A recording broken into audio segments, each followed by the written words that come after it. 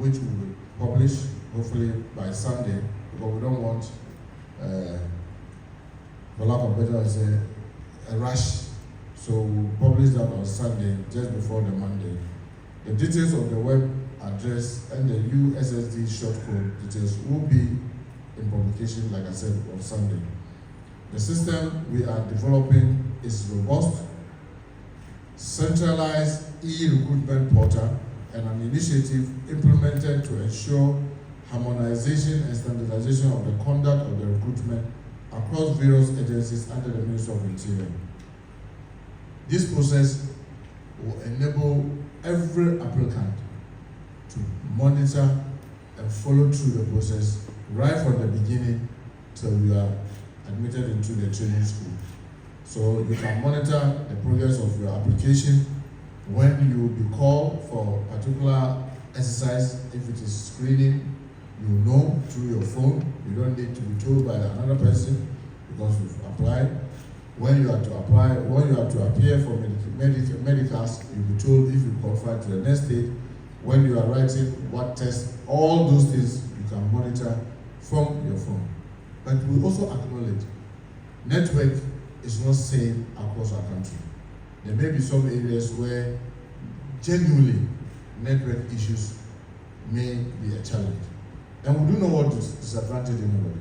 So because of that, we've opened another window where you can get the voucher through any Ghana Commercial Bank branch nationwide and Ghana Post branches across the country in areas where network is a problem. But if you are in an area where your network is good and you have your mobile money account or even the mobile money account of any person, you can easily do this similarly on your phone without necessarily having to walk even to your veranda. The application process will be seamless and online, utilizing the robust and secure platform designed to handle a large volume of applications efficiently. The online portal is very user-friendly and easy to navigate. Even those of us who struggle with IT, in fact, I could go through it easily. So I can imagine for the Gen Z, that one will be a very smooth and easy exercise for them, allowing you to apply from the comfort of your home without any stress. The portal will be accessible on multiple devices, including smartphones, tablets, and computers. Multiple centers will be available for screening applicants. In fact, one of the challenges that we have tried to use to even revise our strategy is the incident that unfortunately happened. We are trying to say, for example, in Accra, where we expect to have very large numbers, we are looking at possibly using between 10 to 15 centers a day, so that we make sure that there's no overcrowding at all. The centers will be strategically located across the country to ensure accessibility and convenience for all applicants. Very importantly, this exercise is going to be regionally based, so everybody can pay from your region, and depending on the size of the numbers that we get, in each region we will have up to 3, 4, 5, 10, 15 centers happening on the same time, just to avoid a situation where there will be crowding. Several phone numbers will be provided on the portal for assistance. So operational 24/7. Whether you apply for Ghana Police Service or the Prison Service or Immigration or even Ghana Prison Service, there will be numbers that will be provided so that if you have difficulty, you can call and to be 24/7. Our dedicated team will be available to answer your question and provide support throughout the application process. The system will automatically allocate applicants to screening centers. So for example, we have decided that every screening center should not screen more than 1,000 a day. And even the 1,000, you screen 500 in the morning and screen 500 in the afternoon. So if you are for afternoon and you decide to rush in the morning, that itself becomes basis for disqualification, because then you want to be a security person, but you don't want to comply with rules. So if you are scheduled for afternoon, say Legon Stadium for afternoon starts from 12, after 12 noon, and then you come there at 11:50. That becomes basis for us to disqualify you because you don't want to comply with the rules. So the system will automatically allocate. So if you apply from, say, Tamale, and Tamale has maybe 3 centers, say maybe Tamale Secondary School Park, the Aliu Mahama Sports Stadium, and probably, say, Ghana Secondary School Park, and you are to go there in the morning, it will show you, let's say you are in Tamale and you have these 3 centers, the system will automatically assign you to Tamale Secondary School or Aliu Mahama Sports Stadium or Ghana Secondary School Park automatically. And to also designate whether you are going in for the morning or you are going for afternoon. So we want applicants to pay serious attention to every information that they have so that they do not go and get themselves unnecessarily disqualified because they couldn't follow simple instructions. To avoid overcrowding and unforeseen situations, the screening exercise will be done in turns. The police service will complete its screening before another agency starts its screening, ensuring no congestion. So this is what we are going to do. So let's say the portal is going to open from 17th November to 15th December 2025. After the portal is closed, we will set a date for screening. We will not want a situation where fire service is doing it at the same time with Ghana Immigration Service and police, so that the chaos. So what we'll simply do is that all across the country, same day, police will be doing it. They will do the screening, and when they are done, then fire service may come on, then probably Ghana Prison Service, and then immigration. So we'll announce all that, and you will see that on your portal. And we know a lot of young men in our country, they want an opportunity to say that, okay, my first option is to join Ghana Prison Service.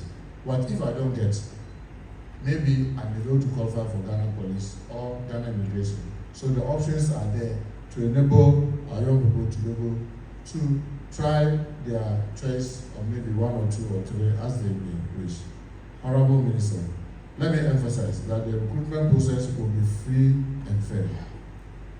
The system will select qualified candidates based on merit.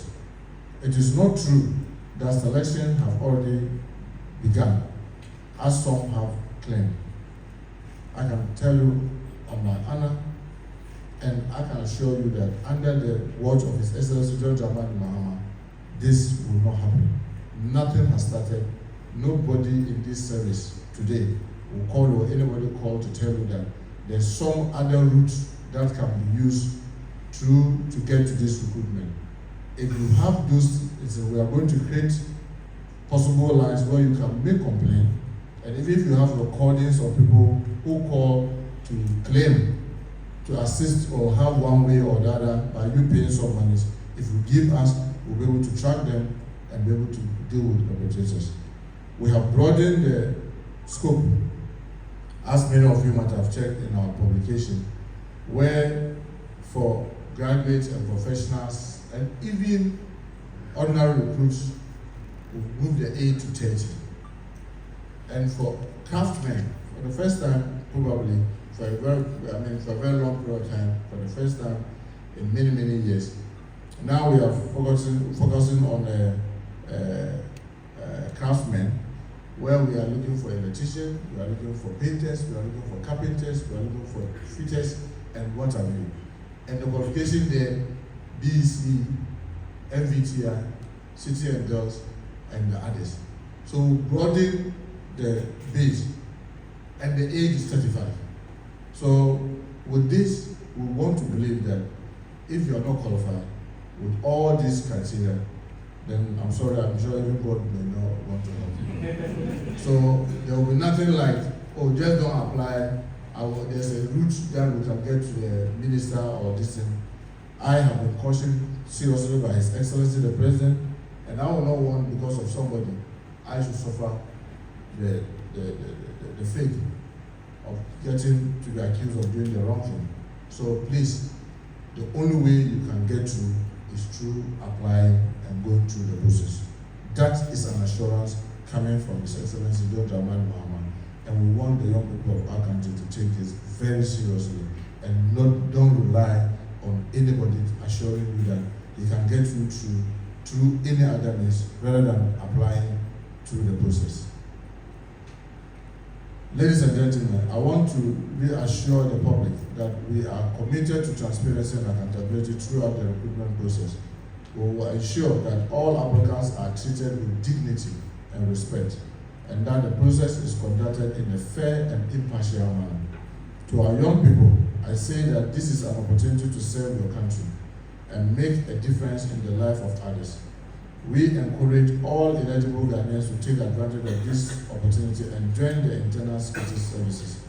We are looking for talented, dedicated, and patriotic individuals who are committed to serving their country. If you are qualified and interested, please apply. This is a great opportunity to join a noble profession and contribute to the development of our nation. We are looking for you, and we believe that you have what it takes to make a difference. In conclusion, I want to thank the security agencies for their cooperation and support as we begin the recruitment process. I also want to thank the public for their understanding and cooperation. We are committed to making this recruitment exercise a success, and we look forward to welcoming all our new recruits into the internal security service of our country. I thank you so much, and may God continue to bless our homeland Ghana. Thank you very much.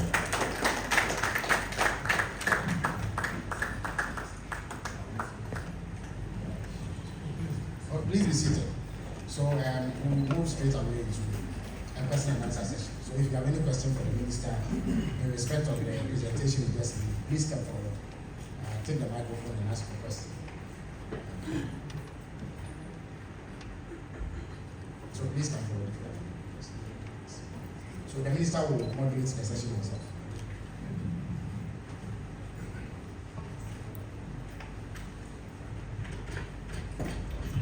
About the assessment of the applicants and all that. Now, in July this year, the late former Interior Minister indicated that the security services can no longer rely on body selection to, as it were, assess and do the recruitment. And then added that there will be the introduction of a different assessment module.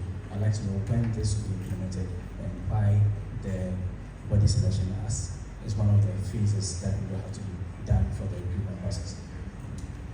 Well, I didn't get your. Please clarify that. I refer to the late former defense minister, not the chairman. So immediately it starts with reason that he was referring to his sector, and the chairman has made no such commitments. Therefore, the question, if you are asking whether the chairman would like to follow a similar strategy, then that is incorrect. Otherwise, we may need to rephrase this. Okay. Then that's I'll follow what the minister just said.